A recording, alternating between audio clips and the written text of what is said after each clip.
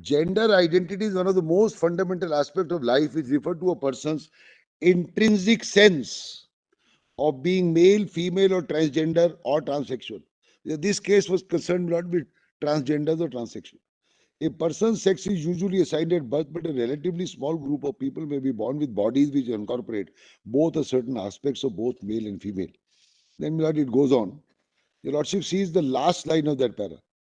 Gender identity therefore refers to an individual's self-identification as a man, woman, transgender, or any other identified category. Sexual orientation refers to individuals enduring physical, romantic, emotional attraction to another person. Sexual orientation includes transgender and gender variant with heavy sexual orientation, and their sexual may or may not change during or after gender transmission, which also includes homosexuals, bisexuals, heterosexuals, asexuals. Gender identity and sexual orientation, as already indicated, are different concepts. Each person self-defined is sexual orientation and gender identity is integral to their personality and is one of the most basic aspects of self-determination, dignity, freedom, and no one will be forced to undergo a medical procedure, etc., etc., etc. So the importance is not each person's self-defined sexual orientation, gender identity is integral to their personality, one of the most basic aspects of self-determination, dignity, and freedom. This is now translated in Puttu Swami, my lord, as a part of Article 21. This itself. Then your lordship sees Page 760. my lord, page 760. 487 of the Page? Page 760, my lord, of the compilation, 487 of the report, 760, yes. para 61. Yes. This is on Article 14. If your lordship sees last 4 lines of para 61, 61 does not restrict the word person and application only to male or females. Hijras, transgenders, who are neither male female, fall within the expression person and hence entitled to legal protection of laws in all spheres of activity, including employment, healthcare, education, as equal, etc., etc. Would your lordship just see the first part also? Yes, I should have read. Article 14 states that state shall not deny to any person equality before the law or equal protection. Equality includes full and equal enjoyment of all rights and freedoms. Right to equality has been declared as a basic feature of the Constitution, and treatment of equals as unequals and equals as unequal will be violated. So, equality in the preamble, equality as reflected in Article 14, is also below a basic structure, just like secularism, just like judicial review, just like rule of law, and some other aspects. Below last line of that page, discrimination on the ground of sexual orientation or gender identity therefore impairs equality before law and equal protection of laws and violates 14. Your lordship turns to the next page. Para 63. Article 15 and 16 prohibit discrimination against any citizen on certain enumerated grounds, including ground of sex. In fact, both articles prohibit all forms of gender bias and gender-based discrimination.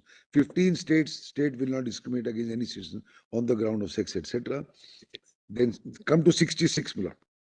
15 and 16 sought to prohibit discrimination on the basis of sex, recognizing that sex determination is a historical fact and needs to be addressed. Constitution makers can be gathered, gave emphasis to fundamental rights against sex discrimination so as to prevent the direct or indirect attitude. This is important. So as to treat the direct or indirect attitude to treat people differently for the reason of not being in conformity with the stereotypical generalization of binary genders. Both gender and biological attributes constitute distinct components of sex. Biological characteristics, of course, include genitals, chromosomes, secondary sexual features, but gender attributes includes one's self-image, deep psychological or emotional sense of sexual identity and character. The discrimination on the ground of sex under 1516 therefore includes discrimination on the ground of gender identity. The expression sex is not limited to biological sex of male or female, but intended to include people who consider themselves to be neither male nor female.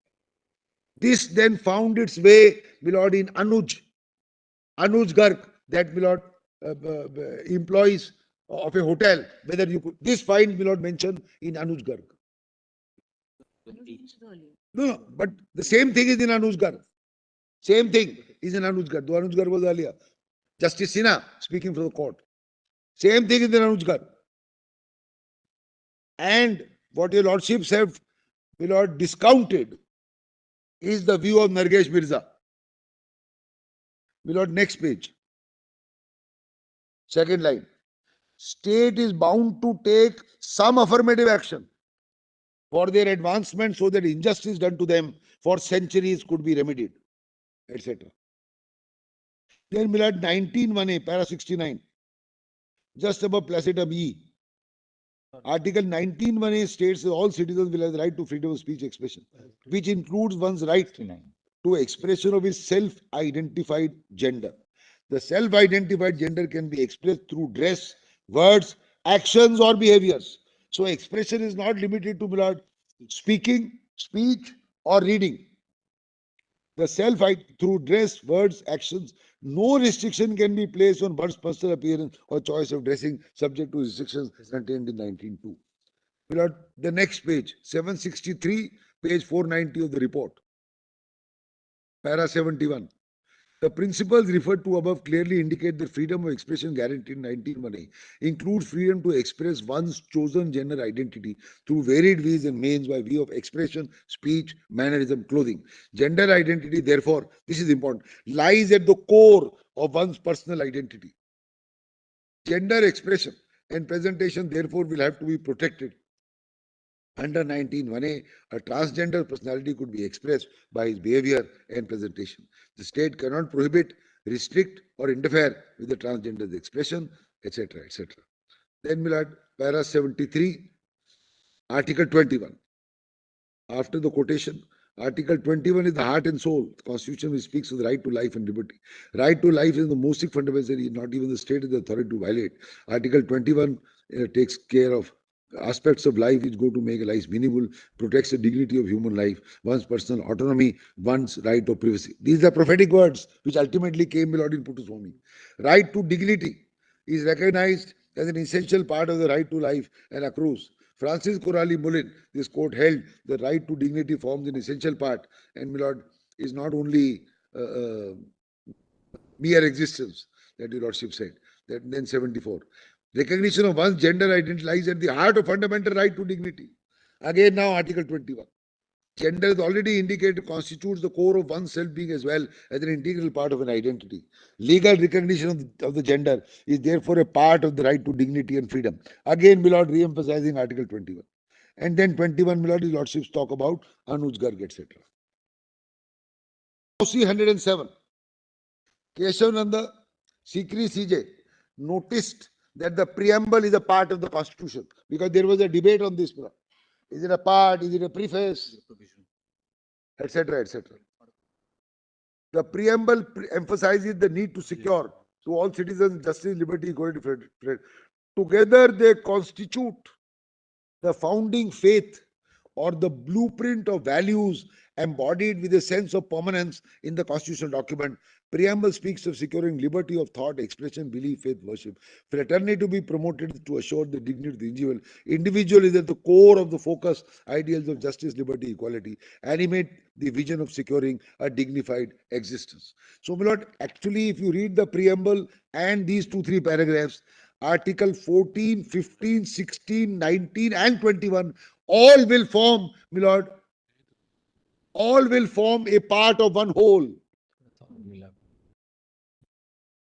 Your Lordships have, my Lord, referred to the preamble. And as I said, my Lord, in the opening, all the phrases in the preamble are significant because they appear in their avatars as 14, 15, 16, 19, and 21.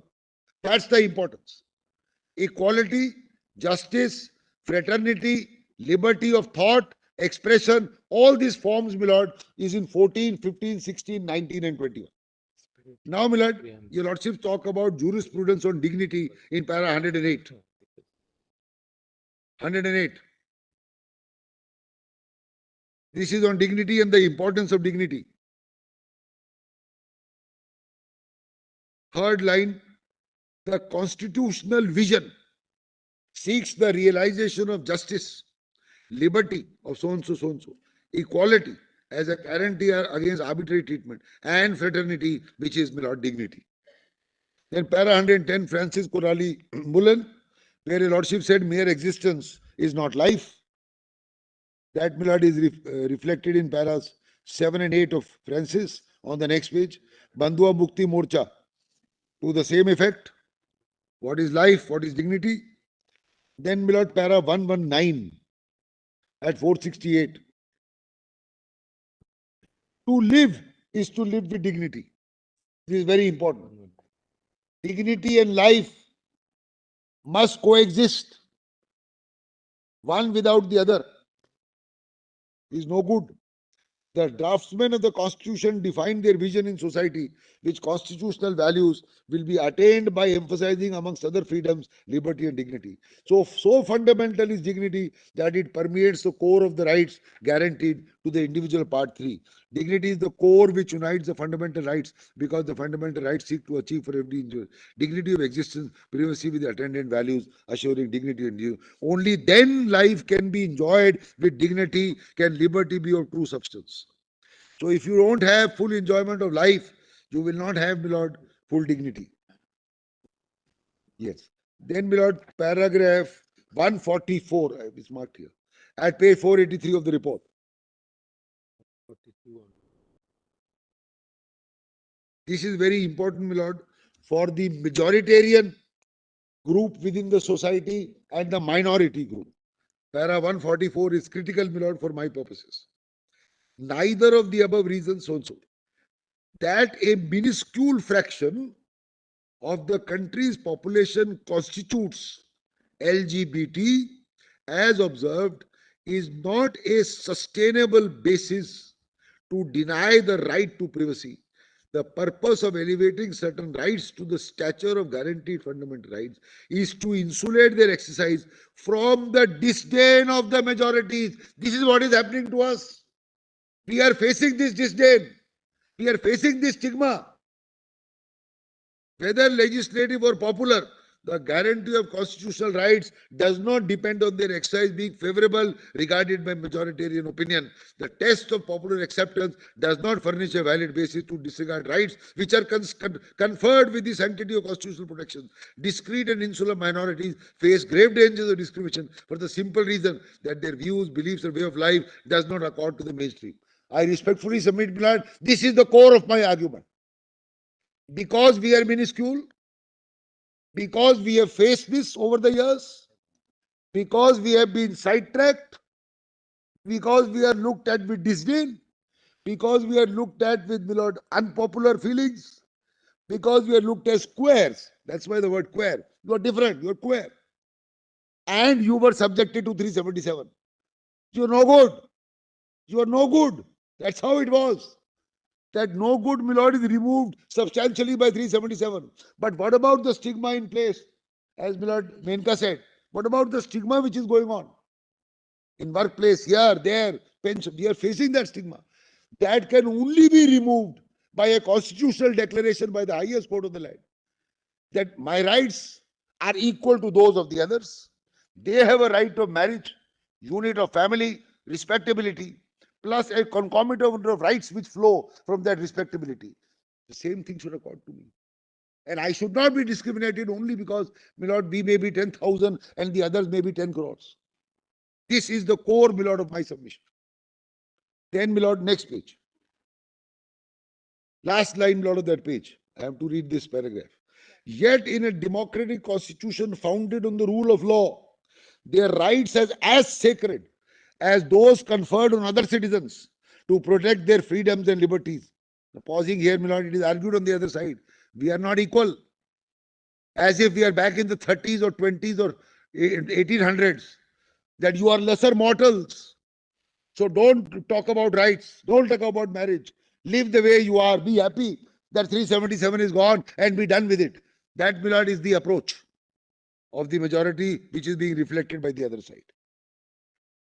Sexual orientation is an essential attribute of privacy.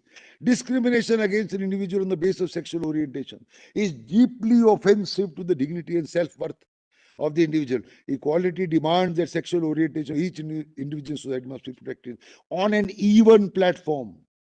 Very important, the phrase is even platform, not an uneven platform of equals and unequals.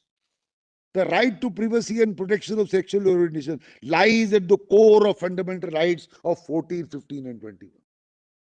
There can be no doubt now, my lord, that my rights, which will ultimately now, this will be followed by Navtej. So reading this and Navtej will make it clear that the rights of all, including my clients, in full exercise and enjoyment of their rights in 14, 15, 16, 19, and 21 must be the same as that of the others. And therefore, the next logical step after removing 377 is the cherished object of marriage, family, and a unit in the society's order. And that, my lord, will give us other rights which we are talking about, whether larger issues, smaller issues, but those, my lord, will give us. But it gives us respectability. It's not only a case of, all right, no 377, but you live the way you want. Live the way you want in your house. Don't come outside. Because if you come outside, the majority will look at you with disdain. That has to be removed, my lord. And when your lordships do it, it has the same effect of law as Parliament by virtue of Article 141. And it is no answer ever to tell, my lord, a constitutional court, which is the guarantor of fundamental rights.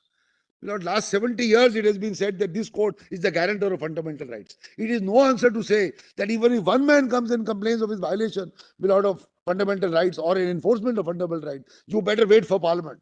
No answer. No court has, this court has never accepted that answer. 32 is itself a fundamental right. I have a right to come to the court and complain. My fundamental right is being violated, not followed, not being implemented. And this court must come to my aid. Need not be a group. Maybe the whole, my lord, the population may be against me, but I have that right. And I cannot be told, with great respect, I submit, my lord, in humility, that I must wait for Parliament. Somebody should then enact after I am dead and gone.